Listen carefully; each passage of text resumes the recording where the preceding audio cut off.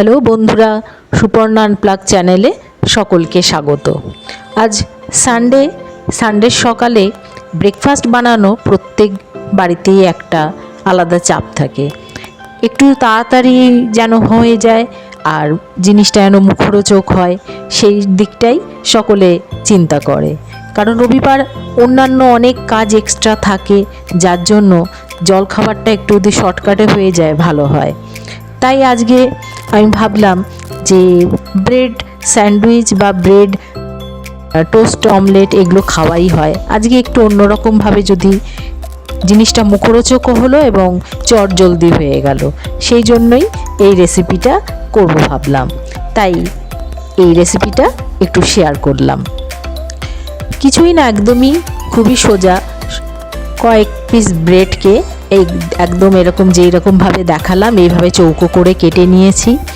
আর যেমন আমরা আলু পেঁয়াজ ভাজা করি সেইভাবেই আমি আলু পেঁয়াজ কেটে হোয়াইট অয়েলের মধ্যে ভেজে নিচ্ছি। দিয়ে দিয়েছি 2-3টে কাঁচা লঙ্কা কুচি, দিয়ে দিয়েছি তাতে একটু লবণ এবং 1 চামচ মতো গোলমরিচের গুঁড়ো। এই দিয়েই আলু পেঁয়াজটা ভাজছি। তবে এর মধ্যে যদি একটু ফুলকপি ছোট ছোট করে কেটে দেওয়া যায় খুবই খেতে ভালো লাগে। যেহেতু আমার ঘরে আজকে ফুলকপি নেই, সেহেতু আমি শুধুই আলু পেঁয়াজ দিয়েই করছি। তবে ফুলকপিটা দিলে কিন্তু খুবই ভালো লাগে খেতে।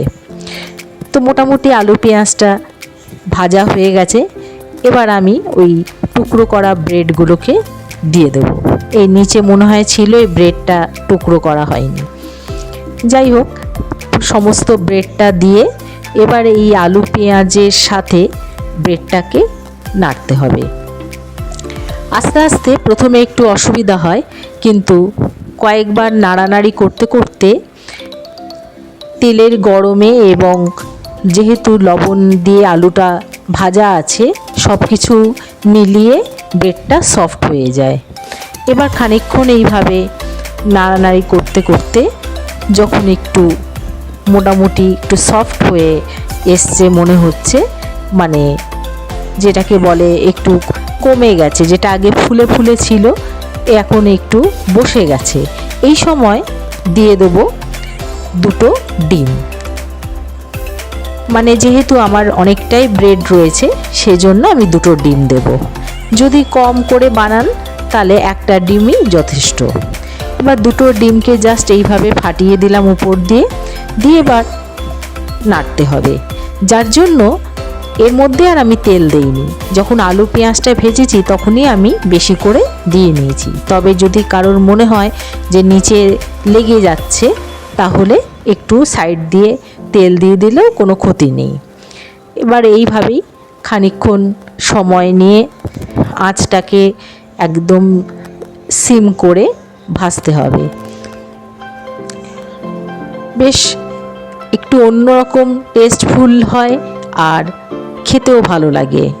সকলেরই একটু স্বাদ বদলায়, বিশেষ করে বাচ্চাদের তো খুবই পছন্দের খাবার। মোটামুটি হয়ে এসছে আমার।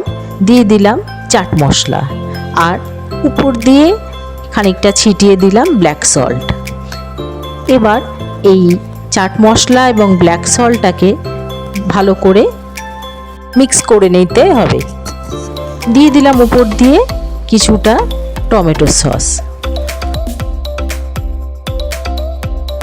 টমেটো সসটাকে বেশ ভালো করে মাখিয়ে নিতে হবে। মাখানো হয়ে গেলে গ্যাসটা অফ করে দিতে হবে। তাহলে আজকের নাস্তা ব্রেড পোলাও তৈরি হয়ে গেছে। একবার অন্তত এটা সকলেই বানিয়ে দেখবেন। এবার প্লেটে পরিবেশন করে উপর দিয়ে আবার টমেটো সস ছিটিয়ে দিতে হবে। রবিবারের সকালে যদি এই রকম একটু মুখরোচক ব্রেকফাস্ট সকলের সামনে ধরা হয়, মনে হয় সকলেরই মনটা খুশি হয়ে যাবে। যাই হোক, এই রেসিপিটা কেমন লাগলো অবশ্যই আমাকে জানাবেন এবং আগামী ভিডিও দেখার জন্য অবশ্যই আমার চ্যানেলটাকে সাবস্ক্রাইব করে দেবেন।